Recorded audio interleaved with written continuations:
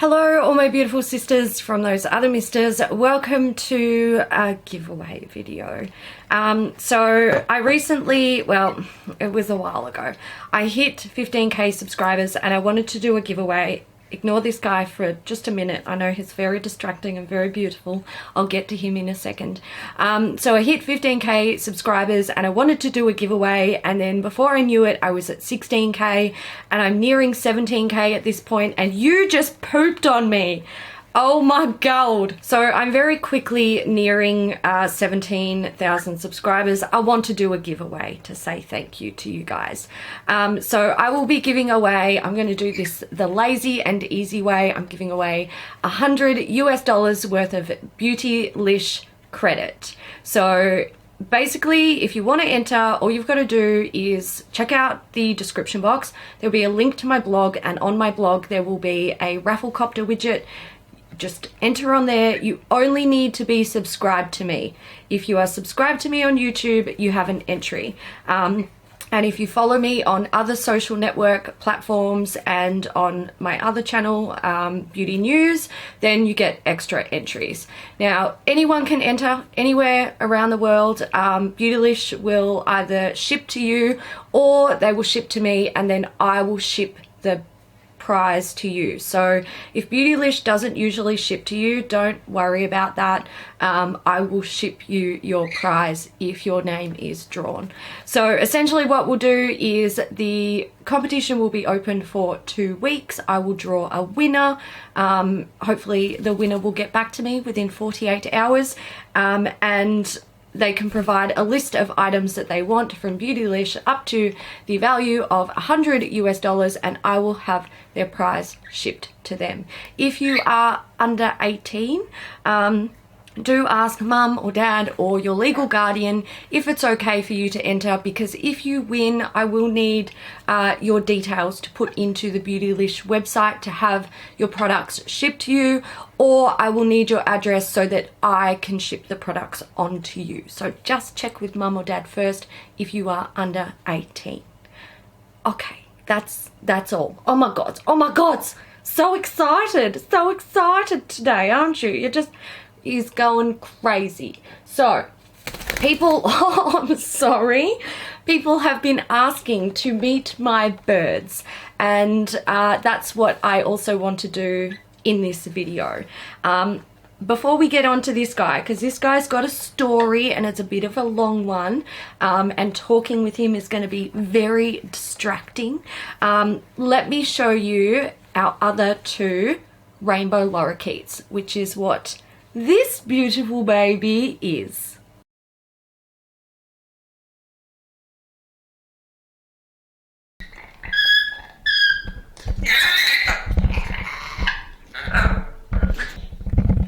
What are you doing? Hello? Hello?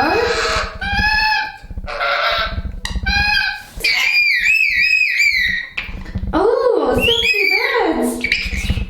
Oh, give me a kiss. That's another one. Give me a kiss. Oh, yeah, give me a kiss and then try to attack each other. Hello.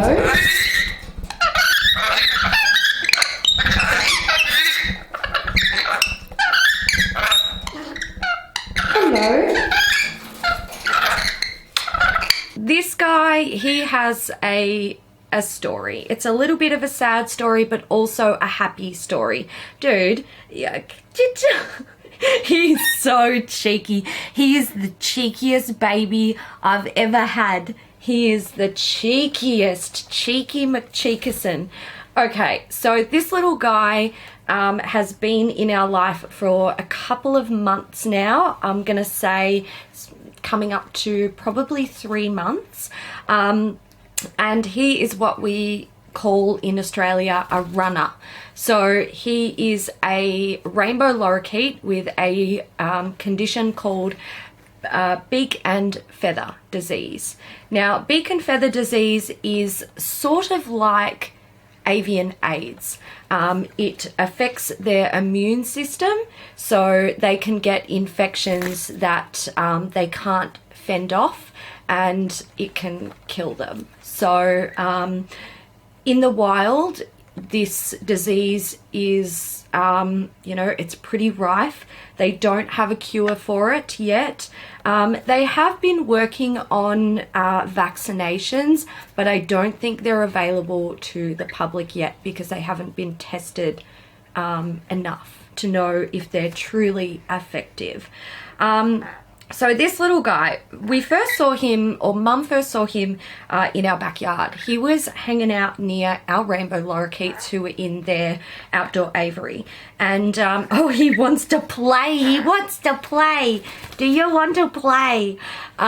He was outside having a chit chat with our birds while they were in their aviary. And like, we thought nothing of it because our birds have been what we kind of consider free range. They have their wings clipped, and they were never caged birds. They have a cage, but they're not locked in the cage.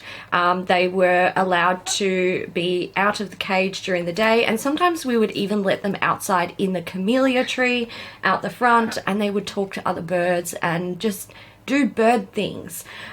So for us to see this little guy outside talking with our other two birds, it was not unusual, and we weren't worried in the slightest.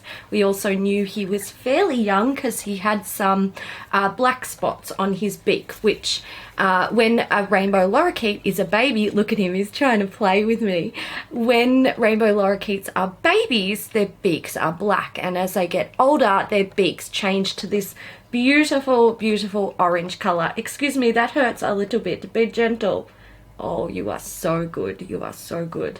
So anyway, we weren't worried. Then later in the day, Mum saw him out the front in our camellia tree, and she got a little bit closer to have a look at him, and she realized that he couldn't fly. So she scooped him up in a towel and she brought him inside because she was a bit worried. She thought he was a baby, and when I had a closer look at him, I thought his wings had been clipped because he had no flight feathers, and he also had no tail. So I thought he was someone's pet. His wings had been clipped. He'd lost his tail running around on the floor or on the bottom of his cage, which can happen. And I thought maybe he'd either escaped. Did you escape? No, you didn't. Or he had been released, because rainbow lorikeets are extremely noisy birds. They will make ear-piercing noises that actually will hurt your ears if you are in close range to them. And like, it's intense. They are extremely noisy. Two together, like our little guys that you saw in the laundry, once they get started, my God, the noise they can make is deafening. So I thought maybe he had been released due to that, because they are high maintenance babies. Aren't you? Aren't you? You are. He's so excited to have a play. So anyway, we had him for a while and we thought, you know, he's probably someone's pet, so we'll keep an eye out for like lost notices. And if no one, you know, we're checking like the internet and keeping an eye out for signs around the neighborhood and stuff, and if no one is saying that they've lost a bird, we might keep him, or we will rehome him. What are you doing? You are so silly. You are the silliest. So we had him for a while, and one day when I was feeding him, he like flew off, or tried to fly off to the back of his cage. He was very scared. He did not want me to touch him. He didn't really respond to people talking to him or anything. So I was a bit like, I'm not sure if he was someone's pet. I was a bit, yeah, I wasn't too sure what was going on. But I noticed when he flapped his wings and opened them up that his wings hadn't been clipped. He simply had no flight feathers, and that is weird because he wasn't so young that his wings shouldn't have grown in yet. So yeah, it was strange. So I started to do some Googling, and that was when I discovered beak and feather disease. Now, I had heard of it before, but I thought, this is going to sound stupid, I thought it only affected parrots, and these guys are actually parrots. So I don't know why, like, it never, or I don't know why it surprised me that he might, what have you done to my lipstick? Oh dear. I don't know why it surprised me that he might have beak and feather disease. Okay, well, I've got smeared lipstick on my face now. It's a thing. It doesn't matter. This very relaxed video. Yeah, I don't know why it surprised me. It shouldn't have. If I just used some common sense, then I would have worked out that, you know, that's what he could have. But typically beak and feather disease, you mostly see it in like cockatoos, and that's when all of their feathers go and they're just like these little like bald chicken looking things basically. So he only was missing his tail and his flight feathers. Anyway, we took him to the vet because we were concerned about his health, and we wanted to have him tested for beak and feather disease, which you can do with a blood test. So we took him to the vet, and the vet confirmed that he wasn't super young. He was probably, you know, probably around 6 to 8 months-ish. And she was very, very good. She said that, you know, maybe it's not beak and feather disease. He might have had a really, really heavy molt. He might have been attacked by other birds, which is why he's missing so many feathers. It could be all sorts of things. What was that? That was so silly. And she said, let's just test him and see how it goes. I was very concerned about if he did test positive for beak and feather disease, what we would do with him, because typically it's recommended that they are euthanized. They absolutely cannot go back into the wild because he can spread the disease to other birds, and it can be devastating on wild bird population. The illness is pretty prevalent in Australia, which is a shame, but like I said, the government is trying to work on remedying that. Anyway, she said to me and Mum, he can't go back in the wild, and if you surrender him to us, we will test him, but then he will be euthanized if he tests positive. And I was like, no, we're not doing that. He'll come home with us where he's safe. She said, I said to her, you know, if he tests positive, can we keep him? Because rainbow lorikeets are very, very lucky in the fact that if they get beak and feather disease, they can live really, really long, happy lives. Their feathers can grow back. Oh my God, right in my mouth. Their feathers can grow back like this little guy's did. And they can even later on test negative for the disease, but still be a carrier of the disease and pass it on to other birds. So she said to us that if he tests positive, while it is illegal for people to take birds from the wild and keep them, she would not, in a case like this, she would not, you know, she wouldn't say no to keeping him, because his only other option is euthanasia. So if he can have a happy home, then why not? Because with good care and a fantastic diet and lots of love, they can live long, happy lives. So we also discussed with the vet the fact that our birds had been around him, so they have been exposed to this potential disease. And she said that we just have to wait and see. We have to test our birds and see if they are also positive for the disease. So we had him tested and we took him home and we waited for the test results, and they come back and they were positive.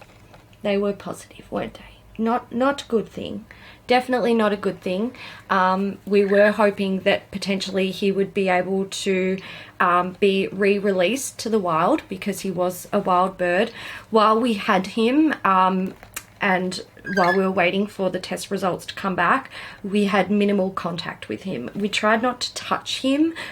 We tried to only go near his cage when we were feeding him, and we tried not to talk to him either, so he didn't develop any sort of like bonds with a human.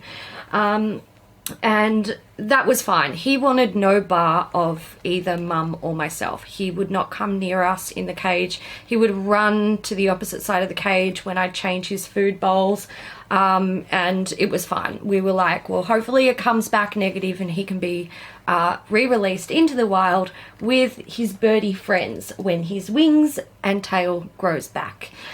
The test results came back and they were positive, and the vet recommended that we wait another month to have our other 2 birds tested. So they are due to go in for a test very, very soon. And after I got those results and I told Mum, we decided to start being good to him. Oh, look, we were always good to him, but we started to like talk to him and things like that.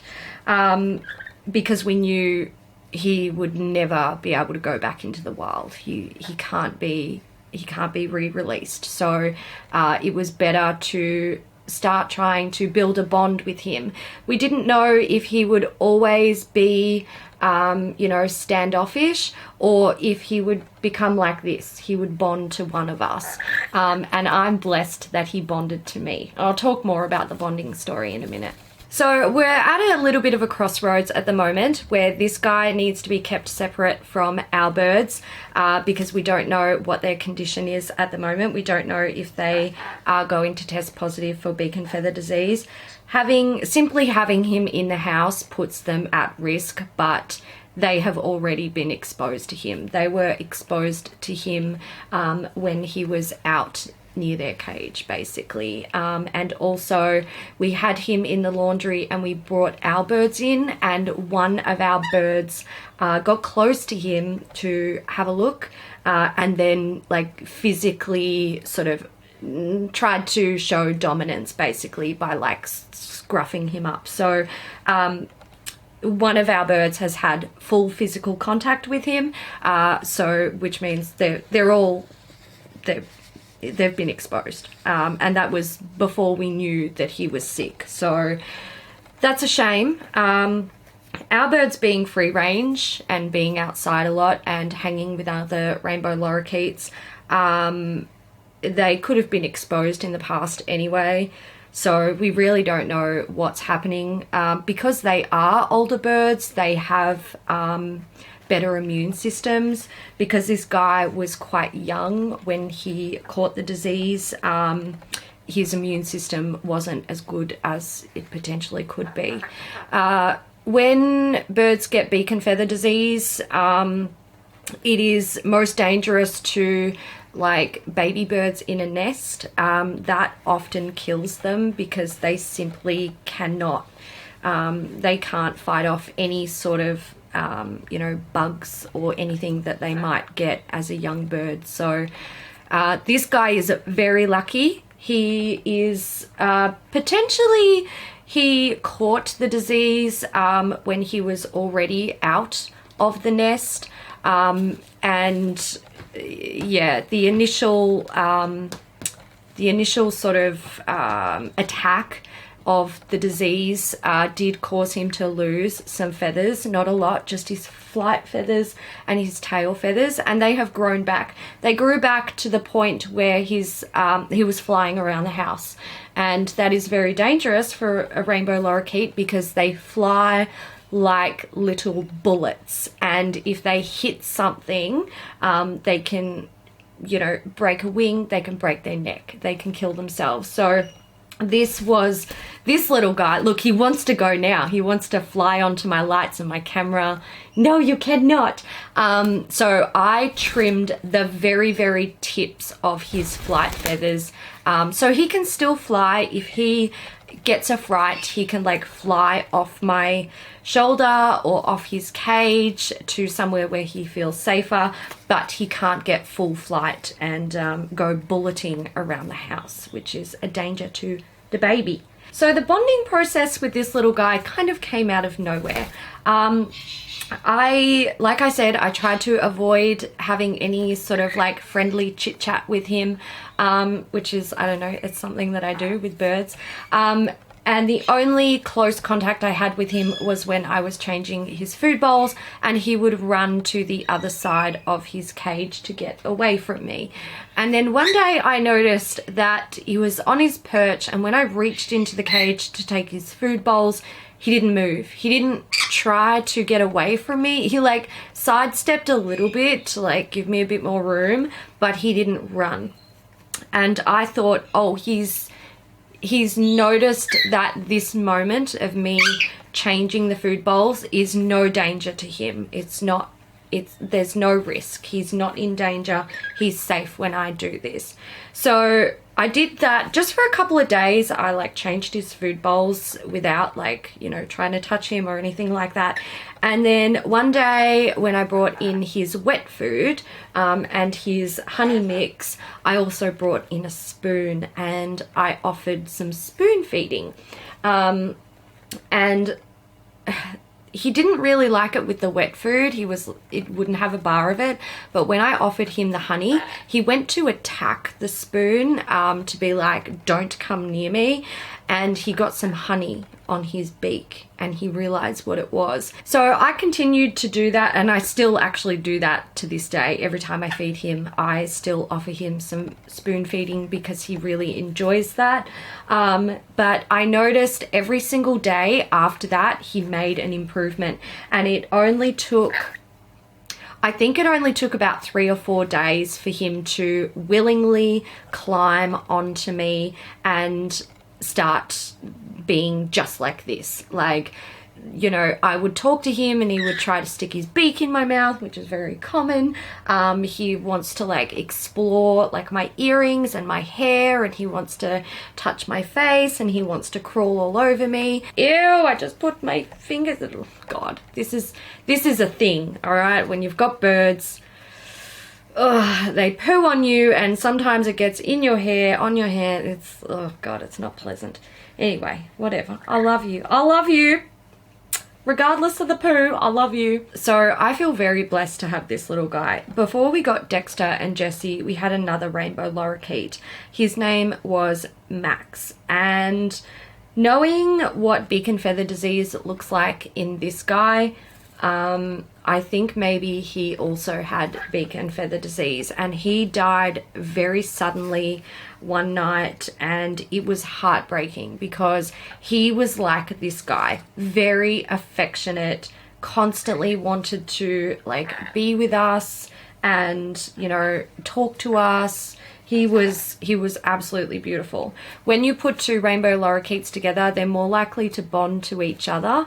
They'll still be, you know, fairly friendly to people, but like our other 2 birds, they, you know, if they don't want to be near you, they will bite you, draw blood, make a fuckload of noise. It's, yeah, they're kind of bonded to each other, whereas this little guy has chosen to bond to me.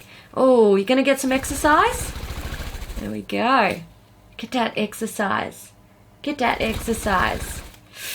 Oh, he's got sharp claws. Yeah, he's torn my hand up, haven't you? This little guy, I'm absolutely in love with him. Very complicated situation since, oh my God, more lipstick on my face. Very complicated situation since our birds may not have the disease, and he definitely does have the disease because they are older and their immune system is better. They may very well have been exposed to it, but then not contracted it. So we're just gonna have to wait and see what happens with that. But my God, look at him. Isn't he good value? Before I wrap this up, here she is. This is Little Girl. She was also a rescue. I actually rescued her mother with a litter of kittens, and they were only a few weeks old. You be very gentle with her. You don't bite her. It will upset her. Don't you bite her. Oh, look, they're gonna have a moment. Yes, just bite me instead. Oh, you good boy. Let go. Let go. I have no hands free to defend myself. Look, he's smearing lipstick on my face. Oh my god, you are the worst. You are the worst. Anyway, I rescued her mother and the litter of kittens. I was going to keep the mother because she was feral, and I knew that they wouldn't be able to rehome her. I was really concerned that she would be euthanized, but I knew that the kittens would be able to be rehomed, so I planned to keep the mother, but I couldn't keep her in the house. She just wouldn't have it. She was fine with me. She'd let me touch her and stuff like that, and she'd sleep on my bed, but she would, like, she'd escape. You'd open the front door, she'd dart out, and it was just a nightmare. And one day she got hit by a car. We live on a main road, so she passed away, and we had no pets at the time, so I kept the runt of the litter, and she actually turned into a big fatty bum, and she's great. I love her. She brings a lot of joy to my life, and she doesn't try and eat our birds, which is good. Alright guys, my battery is dying because I didn't charge it before I started this video, and my makeup is just not holding up very well. No thanks to you, little mister. Mwah. I hope you enjoyed this video. Definitely go and enter the giveaway, because that was the whole point of this video. Go enter the giveaway if you want to be in the draw to win $100 of Beautylish credit. Oh my god, look at this lipstick. My god. Alright guys, I'm gonna go. Thank you so much for watching. I hope you enjoyed meeting my pets. I made that worse. Oh my god. Alright, I'm going. Thanks for watching guys. Bye.